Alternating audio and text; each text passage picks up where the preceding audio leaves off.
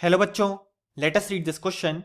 This question says the maximum number of acidic hydrogen in a molecule of C6H10 is.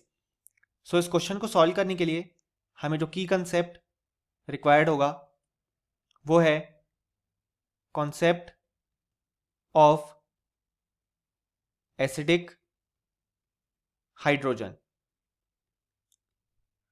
सो अगर हम देखें तो हमारे पास जो कंपाउंड गिवन है वो है C6H10. सो सबसे पहले हम इसकी degree of unsaturation find out करेंगे. सो अगर हम 6 कार्बन का नॉर्मल अल्केन फॉर्म करें तो वो हम इस फॉर्मूला से फॉर्म कर सकते हैं, जहां पे हम एन की वैल्यू पुट कर देंगे 6. सो जो नॉर्मल अल्केन फॉर्म होगा उसका फॉर्मूला हो जाएगा C6H14. अब हमारे पास जो गिवन कंपाउंड है वो है C6H10. सो अगर हम हाइड्रोजन एटम्स की डिफिशियंसी फाइंड आउट करें, यानी कि हमारे गिवन कंपाउंड में नॉर्मल अल्केन से कितने हाइड्रोजन कम है, तो वो हो जाएगा 14 - 10 यानी कि 4. सो हमारे पास 4 हाइड्रोजन कम है. सो हमारी जो डिग्री ऑफ अनसैचुरेशन है वो हो जाएगी 4/2 यानी कि 2, क्योंकि हमारे पास डिफिशियंसी आई 4. जब हम उसको 2 से डिवाइड करेंगे तो हमें डिग्री ऑफ अनसैचुरेशन मिल जाएगा और वो आया है हमारे पास 2.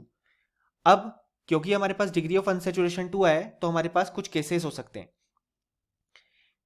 यहां पे हमारे पास जो कंपाउंड है वो एक हाइड्रोकार्बन है.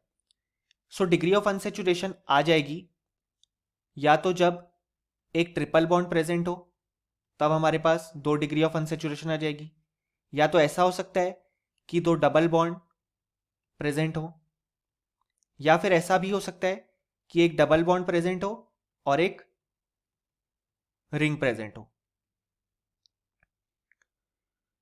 सो अब हम देखेंगे कि एसिडिक हाइड्रोजन किस केस में हमें मिलेगा. सो उससे पहले हमें यह जानना होगा कि एसिडिक हाइड्रोजन क्या होता है. सो एसिडिक हाइड्रोजन होता है हाइड्रोजन एटम अटैच्ड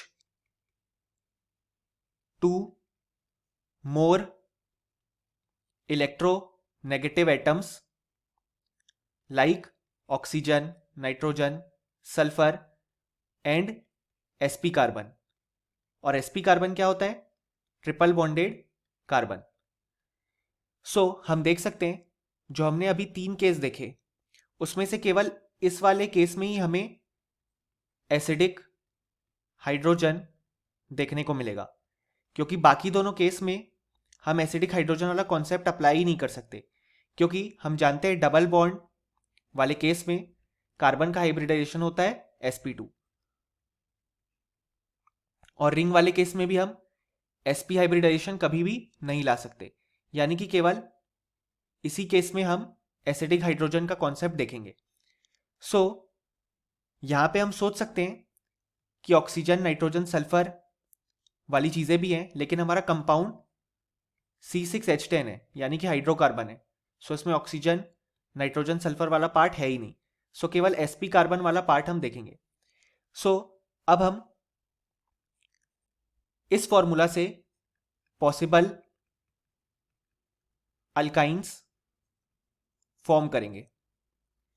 सो अगर हम देखें तो सबसे पहले जो हम अल्कीन फॉर्म कर सकते हैं वो होगी कुछ इस तरीके की, यानी कि terminal alkyne HC triple bond C, then CH2, CH2, CH2, CH3.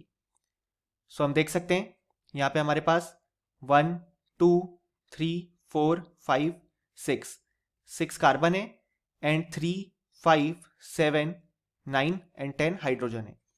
सो ये हो जाएगा हमारा पहला पॉसिबल अल्काइन. अब यहां पे अगर हम देखें तो हमारे पास sp कार्बन यानी कि ट्रिपल बॉन्डेड कार्बन से जुड़ा हुआ एक हाइड्रोजन है. सो यहां पे एक एसिडिक हाइड्रोजन हमें देखने को मिलेगा. सो यानी कि अभी तक हमने 1 एसिडिक हाइड्रोजन फाइंड आउट किया है.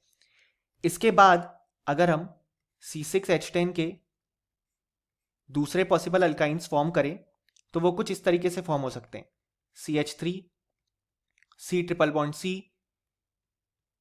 CH2, CH2, CH3, क्योंकि हमने अब जो ट्रिपल बॉन्ड है उसकी पोजीशन यहां से इस तरफ फिक्स कर दी। बट अब हम देख सकते हैं यहां पे हमने ट्रिपल बॉन्ड तो फॉर्म कर लिया, लेकिन अब इस ट्रिपल बॉन्ड में जो कार्बन है उससे जुड़ा कोई भी हाइड्रोजन एटम नहीं है, यानी कि इस केस में जो नंबर ऑफ एसिडिक हाइड्रोजन हो जाएंगे वो जाएंगे 0। और ऐसे ही जब हम ट्रिपल बॉन्ड को इस पोजीशन पे शिफ्ट करेंगे तो भी नंबर ऑफ एसिडिक हाइड्रोजन 0 होंगे। देन अगर हम इस पोजीशन पे लेके जाएंगे तो भी एसिडिक हाइड्रोजन 0 ही रहेंगे। और अगर हम लास्ट पोजीशन यानी कि इस पोजीशन पे ट्रिपल बॉन्ड को फॉर्म करते हैं सो वो वाला केस हमारे इसी केस जैसा हो जाएगा, क्योंकि उस समय भी नेमिंग में वो फर्स्ट पोजीशन पे ही आएगा क्योंकि टर्मिनल अल्काइन रहेगी। यानी कि हम बोल सकते हैं कि जो हमारे पास कंपाउंड गिवन है C6H10 उसके लिए maximum number of acidic hydrogen जो हो सकते हैं वो होंगे केवल 1। यानी कि इस क्वेश्चन का जो करेक्ट आंसर है वो हो जाएगा 1। Hope you understood it well. Best of luck.